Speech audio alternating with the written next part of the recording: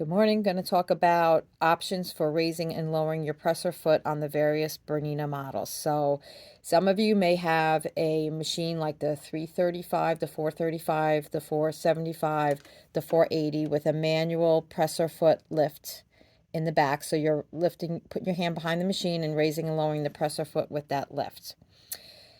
Many of the models either come with the freehand sewing system or have the ability to purchase and take the freehand sewing system as an accessory.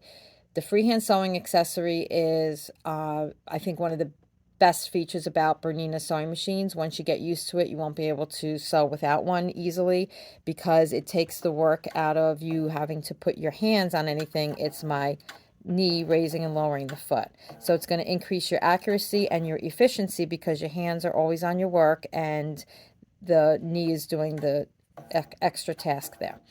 If you haven't used your knee lift yet and are wondering what's a good way to start getting used to using it, my simple suggestion is grab a piece of fabric, set your machine for needle down, and simply do a little exercise where you sew, lift the foot, and turn.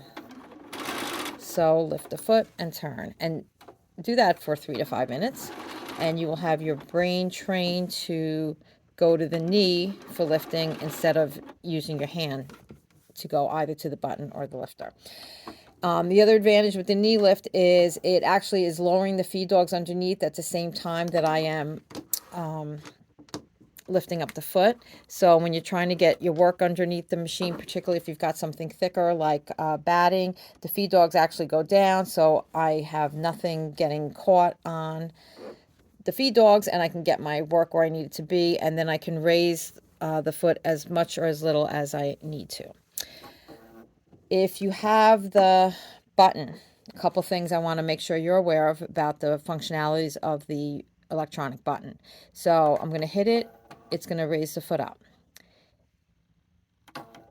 I'm going to drop it down, and the way this particular machine is set up right now is the way it came in from the factory, where it has hover built into it. So it went back up. I can move the fabric and get it positioned exactly where I want, and then I am ready to start sewing, and when I step on the gas, it'll clamp down and start sewing. Let's say I'm not really ready to start sewing yet, but I want to clamp down. I have two options. One is if you just quick touch the green button, it clamps down. So the green button is going to go between hover, clamp down, hover, and clamp down.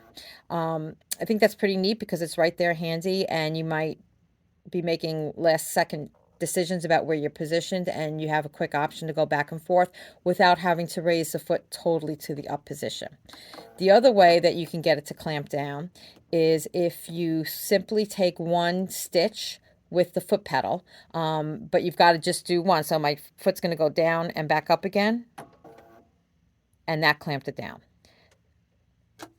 Last, if your foot's in the up position and you're ready to sew and you feel good, you know you're in the right position, you're not double checking anything, you can simply step on the pedal. You don't have to go through the step of lowering the foot pedal. You can simply